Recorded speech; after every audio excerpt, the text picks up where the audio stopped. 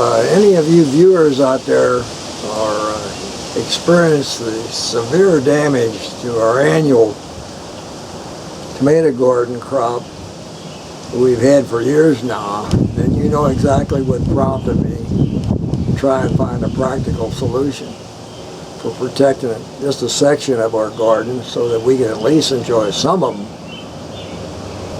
untouched until they ripen on the vine for picking.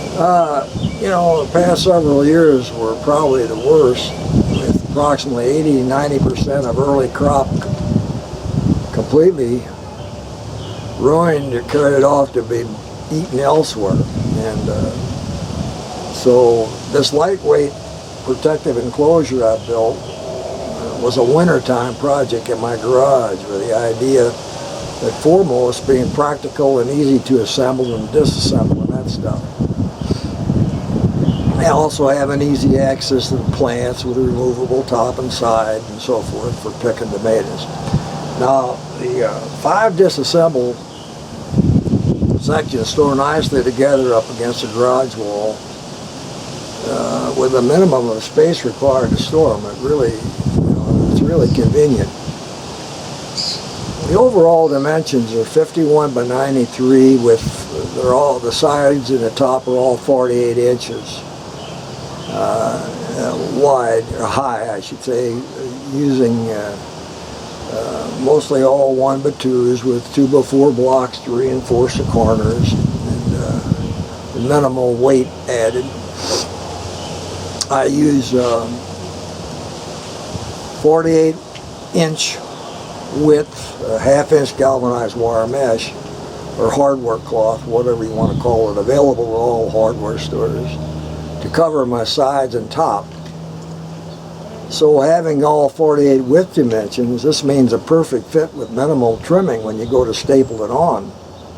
And I use 3/8-inch staples in my gun to staple all the cloth on.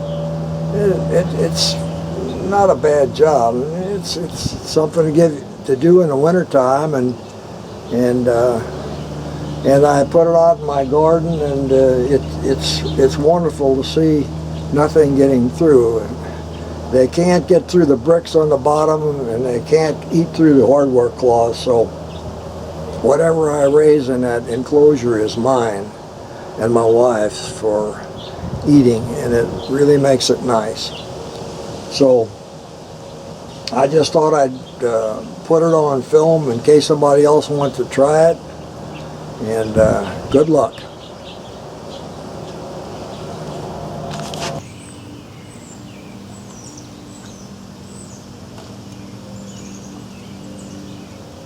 The roof comes off.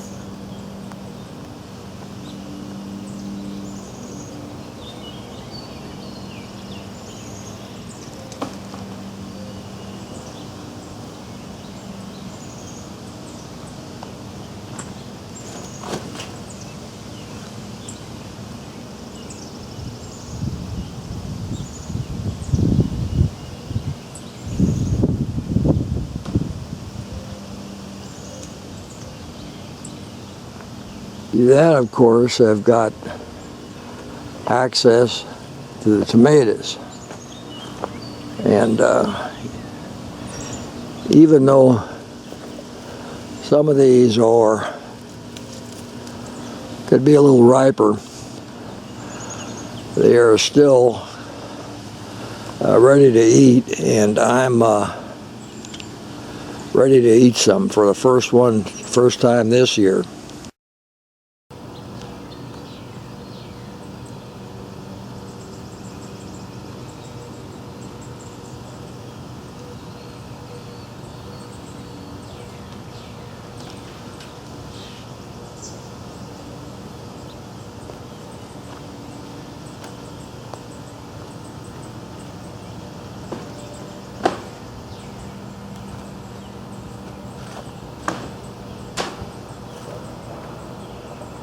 You can see it's very light sections and it could be put back in place very easily. Section.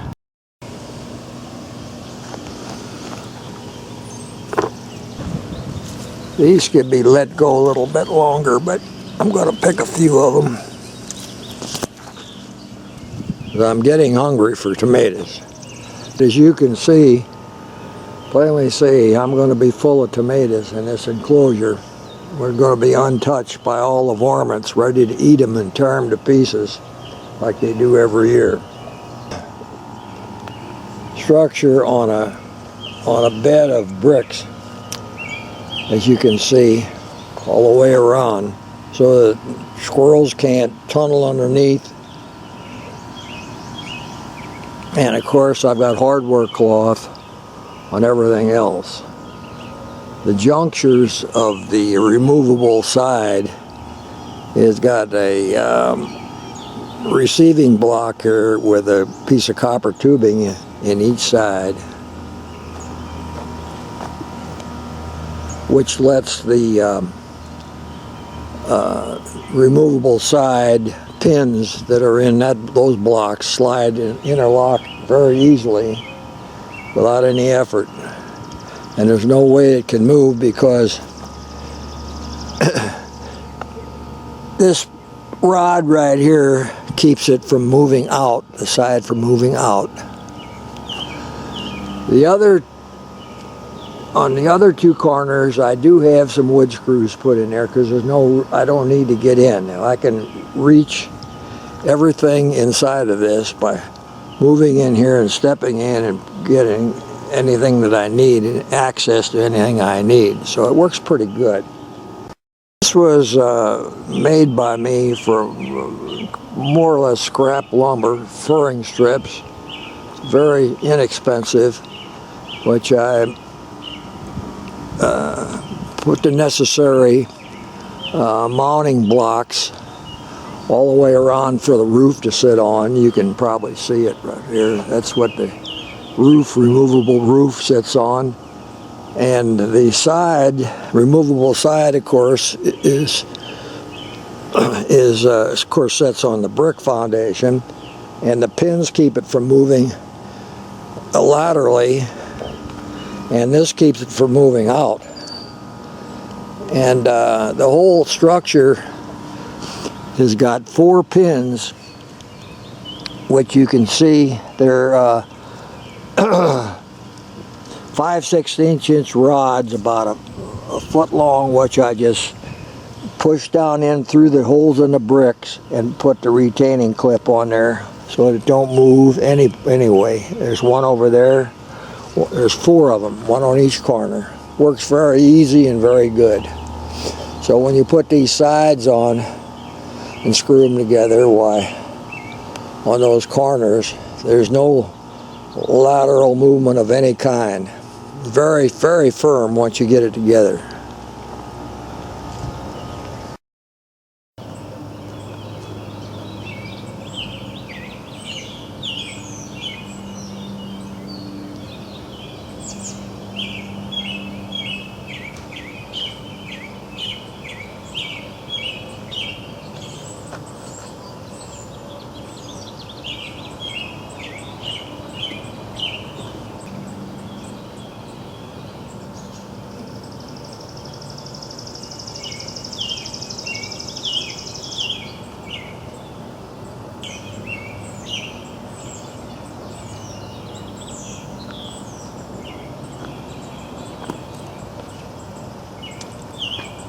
You can see how this works.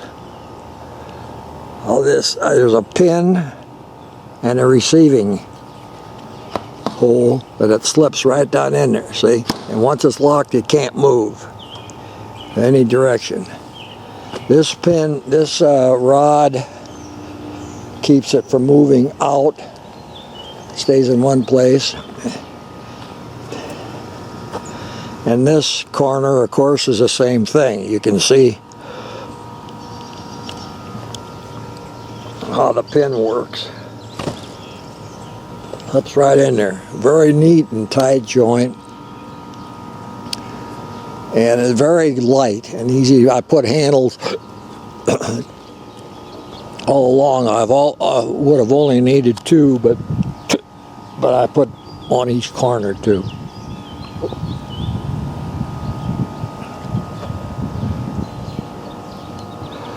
So it makes a nice enclosure. I've got 8 plants in here, and won't be long they'll be full of red tomatoes. This is pretty early in the season right now.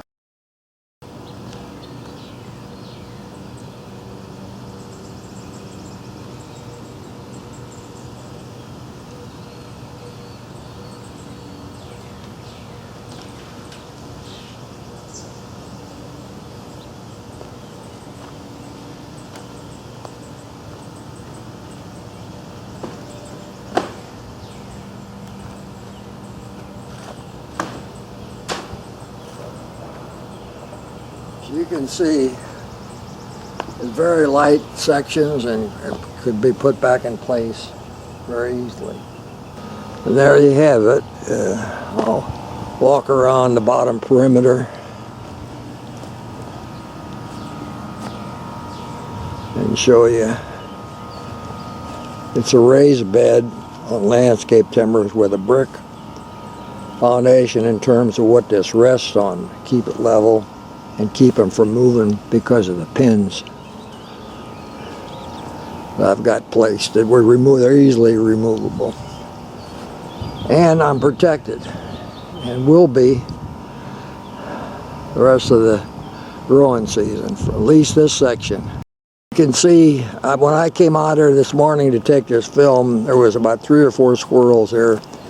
One had carried off a couple of these, and here's lays one that's been eaten on. And this is a damage. And later on, when they get red, they're completely jabbed full of big holes from the birds, mostly mockingbirds, to do the damage. So anything left out in the open is destroyed pretty quickly out here. Most of these unprotected plants on both sides of my enclosure here will be sacrificial fruit, because in a short time they're just now starting heavy, the birds and the squirrels, and it won't be long before most of those will be riddled and hardly able to eat. But not these in here. These are mine, and that's the reason I'm making this film. If anybody wants to protect themselves, give this a shot, because it works.